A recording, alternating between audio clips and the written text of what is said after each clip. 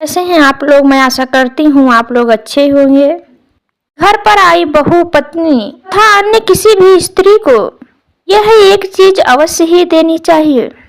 दर्शकों, एक बार नारद जी भगवान श्री कृष्ण से मिलने के लिए द्वारिका पधारते हैं। नारद जी को देखकर भगवान श्री कृष्ण कहते हैं कि हे देवर्षि, द्वारिका में आपका स्वागत है।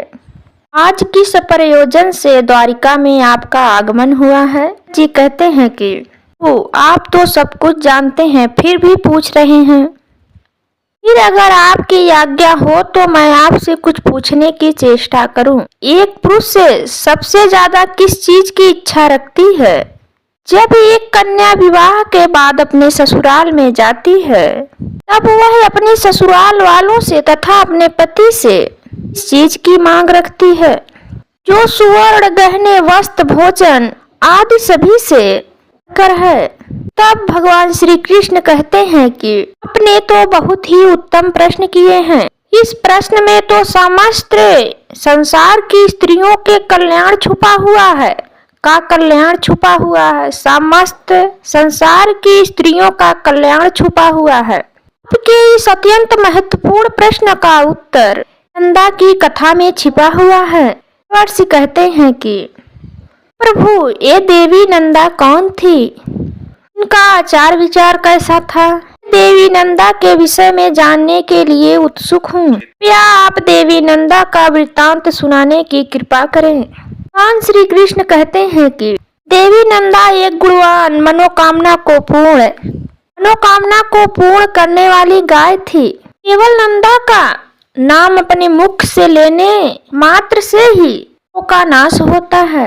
देवी नंदा की यह महान कथा सुनने मात्र से ही के समस्त दुखों का नाश होता है।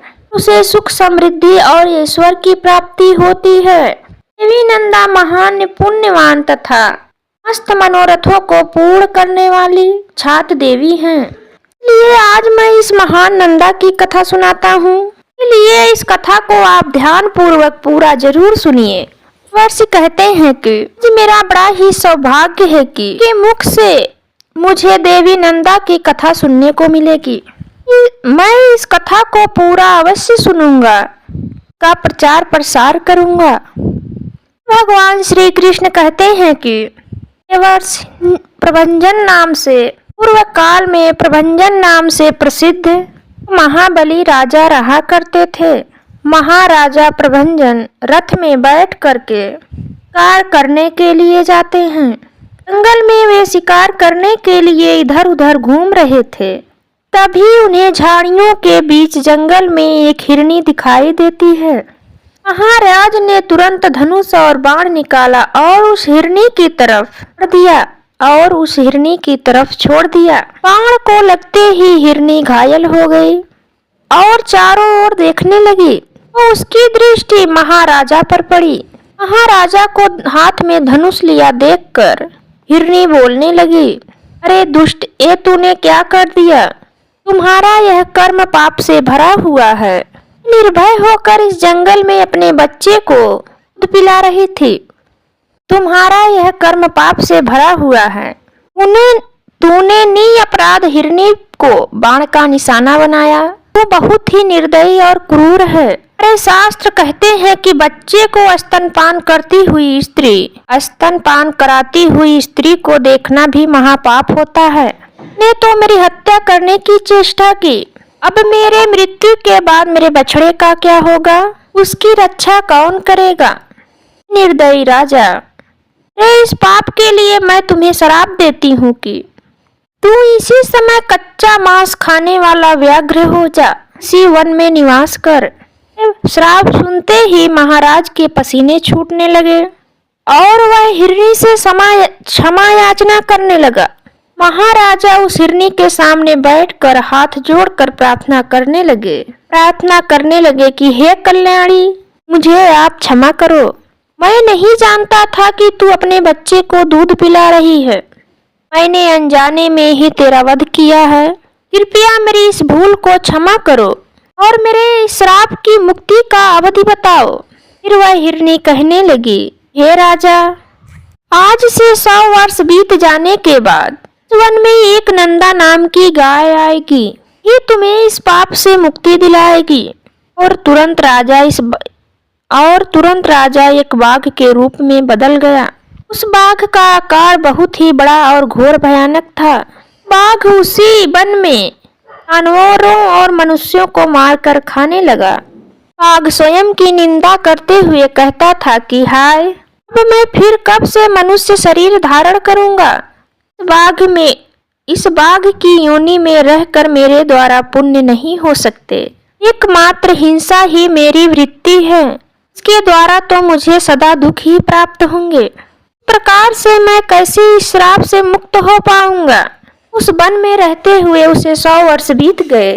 वहाँ एक बहुत ही बड़ा गायों का झुंड उपस्थित हुआ।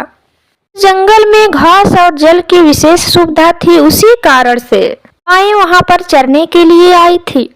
उस गायों की झुंडों में एक बहुत ही सुंदर और तुष्ट रहने वाली गाय थी। गाय का नाम था नंदा। ये उस गाय के झुंड की प्रधान थी तथा सबसे आगे निर्भय होकर चला करती थी।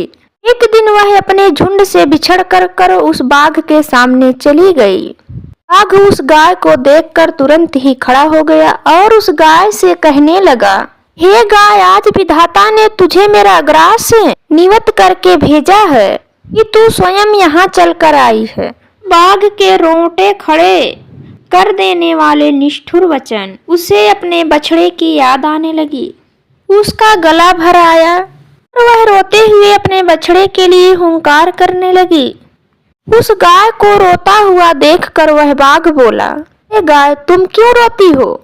संसार में सभी प्राणी अपने कर्मों का ही फल भोगते हैं। तू मेरे पास चलकर आई है, इससे जान पड़ता है कि तेरी मृत्यु आज ही लिखी हुई है। फिर व्यर्थ ही तुम शोक क्यों कर रही है? अच्छा तू बता, तू रोई किस लिए? बाघ की बात सुनकर नंदा ने कहा कि हे बाघ, तुम्हें नमस्कार है। तेरा सारा अपराध क्षमा करो है कि तुम्हारे पास आए प्राणी की रक्षा तो संभव है। मैं अपने जीवन के लिए शोक नहीं कर रही हूँ। मेरी तो मृत्यु एक ना एक दिन होगी ही। ये बाघ, मैंने तो अभी कुछ ही समय पहले एक बछड़े को जन्म दिया है। ये मेरा पहला बछड़ा होने के कारण मुझे बहुत ही ज्यादा प्रिय है। मेरा बछड़ा अभी दूध ही पीकर जीवन चलाता है। बस पूछ तो वह खा नहीं सकता। समय वह घर में बंधा हुआ है, भूख से पीड़ित मेरी राह देख रहा है। के कारण मुझे शोक हो रहा है। ये ना होने पर मेरा बछड़ा कैसे अपना जीवन चलाएगा। मैं पुत्र के प्रति स्नेहभूत हूँ, मैं उसे दूध पिलाना चाहती हूँ। क्या आप मुझे थोड़ी देर के लिए जाने दो? मैं अपने बछड़े को दूध पिलाकर प्यार से उसके मस्तक चाटूंगी। उसे कुछ उपदेश देकर अपनी सहेलियों से उसकी रक्षा करने के लिए तुम्हारे पास वापस आऊंगी। उसके बाद तुम इच्छा अनुसार मुझे खा लेना। यदि मैं फिर से लौट कर नहीं आई तो मुझे वही पाप लगेगा जो कि माता पिता का वध करने से लगता है, जो सोते हुए प्राणी को मारता है।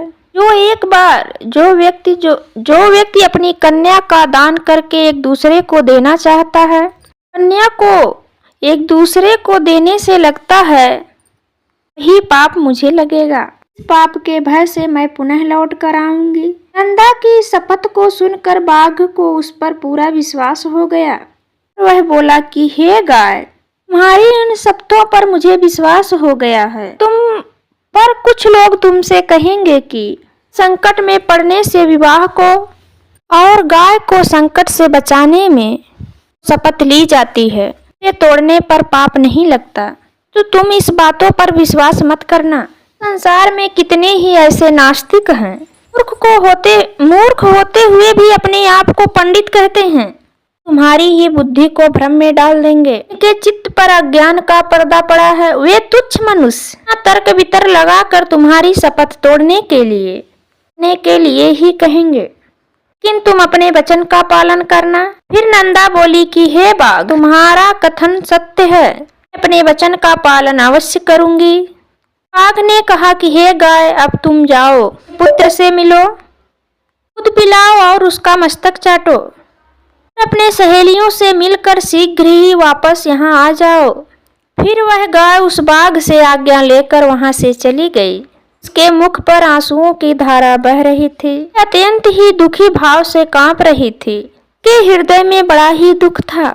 ऐसे ही वह कोष्ठ पर पहुंची अपने बछड़े की पुकार सुनी तो वह दौड़ पड़ी। अपने बछड़े के पास पहुंचकर आंसू बहाने लगी। गाय को रोता हुआ देखकर बछड़ा बोला, हे माता, आज तुम अत्यंत डरी हुई दिखाई दे रही हो। फिर नंदा बोली कि बेटा, क्या तुम स्तनपान करो, यह हमारी अंतिम भेंट है। इसके बाद तुम्हें अपनी माता का दर्शन नहीं हो पाएगा। आज एक दिन तुम मेरा दूध पी लो, ये अभी फिर लौट जाना है। मैंने तो बाघ को वचन देकर भूख से तड़पते उस बाघ को मुझे अपना जीवन अर्पित करना है। बोला कि माँ, तुम जहाँ जाना चाहती हो वहाँ पर मैं भी चलूंगा। तुम्हारे बगैर मैं कैसे जी पाऊंगा। तुम्हारे ही साथ मेरा भी मर जाना अच्छा है। ना रहोगी तो मैं अकेले भी मर ही जाऊंगा। बाघ तुम्हारे साथ मुझे भी मार डालेगा। निश्चय ही मुझे उत्तम गति मिलेगी। वो एकमात्र भक्त पुत्र को मिलती है। मैं तुम्हारे साथ अवश्य ही चलूंगा। माता से बिछड़े हुए बालक का जीवन बहुत ही दुष्कर होता है। दूध पीते हुए बालक माता के समान कोई नहीं है। दूध पीते हुए बालक के लिए माता के समान दूसरा कोई नहीं है। नंदा ने कहा कि बेटा, मेरी मृत्यु तो नियत है, तुम वहां मत आना। मृत्यु नियत होती है, केवल उसी की मृत्यु होती है। तुम्हारे लिए यह मेरा अंतिम संदेश है। मेरे वचनों का पालन करते रहो, मेरी अंतिम इच्छा है। जल के समीप अथवा वन में घूमते हुए कभी भी करने से सभी प्राणी नष्ट हो जाते हैं। वो करके ऐसी घास को चरने के लिए कभी मत जाना, किसी दुर्गम स्थान में उगी हो, क्योंकि बेटा लोभ करने से सर्वनाश हो जाता है। लोभ के कारण विद्वान पुरुष भी भयंकर पाप कर बैठते हैं। और हर किसी पर विश्वास भी मत करना। लोभ, प्रमाद और हर एक पर विश्वास करना, इन कारणों से प्राणी का नाश होता है। दोषों का परित्याग करना चाहिए। बेटा, जिसने एक बार विश्वास तोड़ दिया हो, उस व्यक्ति पर कभी भी विश्वास नहीं करना चाहिए। पर अधिक भरोसा हो, उस पर भी आंख बंद करके भरोसा नहीं करना चाहिए। दर्शकों, दूसरे पर विश्वास करने से भय उत्पन्न होता है। विश्वास करने वाला ही नष्ट हो जाता है। दूसरों का क्या, अपने शरीर का भी विश्वास नहीं करना चाहिए।